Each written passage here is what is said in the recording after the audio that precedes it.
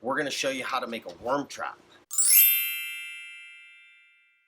Hi everybody, here we are at the lab on the North Shore of Maui at our demonstration site, and a lot of time people ask me, how do I make the soil that's in these pots behind me to grow some plants on our porch? We feel like this helps people who are in a more urban setting maybe to realize that they can grow some food right around them and not just some culinary herbs for their kitchen. So what we teach them is that with stuff that's being thrown away in people's yards, like leaf litter, like some of your compost and your paper material, paper towels, old newspapers, paper bags that you've gotten from the store, the combination of these things together, we're going to show you how to make a worm trap. This worm trap will eventually actually turn into living soil in itself if you put all the right components in it.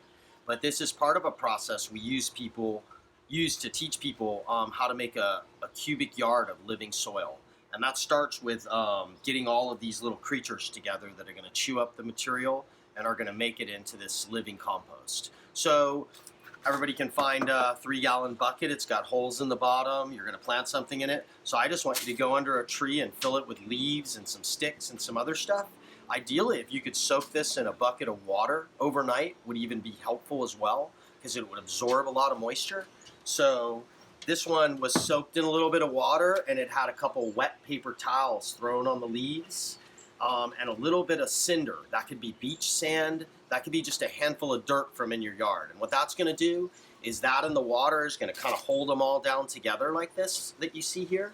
And so what we're going to do to this next is we're going to take this first pot, which is our bottom pot in this situation, and we are going to take what we saved up here in this cardboard box. We can do the same thing right in this cardboard box in our bin, and they'll eat the box as well.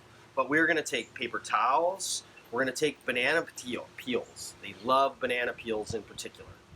And the paper towels and that. And we're going to get this wet. And the way we're going to get it wet is what we've been doing so far. In another bucket, we have soaked mustard greens. Those of you who are in our class will understand, because we've talked about this for our worm traps. So these mustard greens I picked out of my garden. If you don't have a garden with mustard greens growing in it right now, you can go to the store and buy a bundle of mustard greens for probably $2. So take the mustard greens, throw it in some non-chlorinated water overnight, let it just kind of get weird. Well, weird, whatever you want to call it. You're building up the yeast and the fungi and the colonies that actually live on it, kind of its fauna, like we have in our gut. So that's present already. Now we take that's all wet, and we're going to put it in. I don't know if you guys can see this right here, so I'm going to hold it up each time I do it. We're going to take this material and we're going to put it inside of here, in with the leaf litter. And now we still have the water that we soaked it in. So that has all that fauna. By fauna, I mean all these living creatures and material in here. And so what we're going to do now is what we have here, the box with the paper towels and the banana peels. We're going to put that in the water that already has all that. Good thing about the paper towels or the newspaper is that it's going to soak that water up, and that's going to be part of your moisture in this overall picture right here. This paper towels and newspaper and the things that are actually going to absorb some liquid, now I've sort of liquefied all of the culture and fauna that lives on this leaf, and that's like sort of part of this plant itself. Ideally if it's wild mustard from your yard, but even if you just bought mustard from the store and you did that with it, it's the combination of what it is itself, along with the leaf litter and the IMOs, indigenous microorganisms you've picked from around you. Now we're going to take this material that we've soaked in the water, that we soaked the mustard in overnight, and we're going to do the same thing.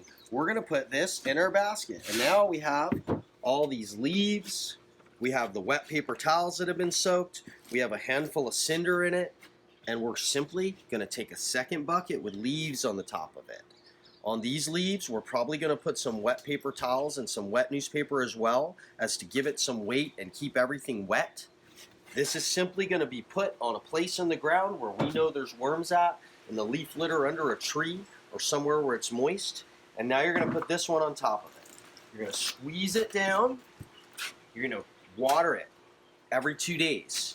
You can water it every day in your sprinkler system. It doesn't matter. Ideally, using non-chlorinated water. We use pond water, which also has algae and stuff in it, which will speed this whole process up, and no chlorines to endanger any of the fauna that lives in there.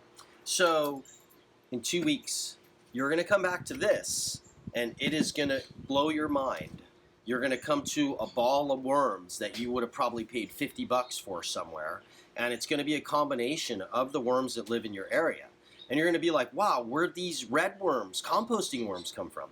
Well, excuse me. Redworm composting is such a common household thing in this day and age, and so many people do know about it, that one person who's had worms and lives where there's a valley, those worms have grown exponentially, whether they've taken care of them or not, and they've had to migrate and find their own leaf litter somewhere. There's usually quite a few of these species around you. If you're on the mainland, America, usually there's fishing stores and people are fishing all the time. So these worms have proliferated along with the local deep-dwelling worms. We really emphasize using the deep-dwelling worms along with the top leaf litter worms. So this is a great way to get everything in order. And this is almost a miniature version of how we do our cubic yard of living soil. But this is how we teach our students to catch the components and actually have this stuff available to throw into a pre-made medium, a bed, if you will, that we're going to add all of this life, this fauna of the micro and the macro that are going to help to break this stuff down and turn it into something we can put in a planter and grow incredible food around of us. And whether we do that on a large scale on a farm or whether we do that on our porch in the city, it still kind of lends to the solution of getting a little bit closer to nature, having an understanding of what's going on around you with it, taking a part in it, and diverting some of the stuff you have from going to the dump, as well as like growing some awesome, super nutritious food. So there we have it. This is the worm trap that I wanted to share with you guys. And you can check it out on our website, livingearthsystems.com, or our YouTube channel. I don't know how to tell you how to get to that, but I'm sure there'll be a link here somewhere. And you can also check us out at recenters.org. That's our nonprofit. Check out what we're doing. So yeah, aloha, and everybody have a great day from Maui.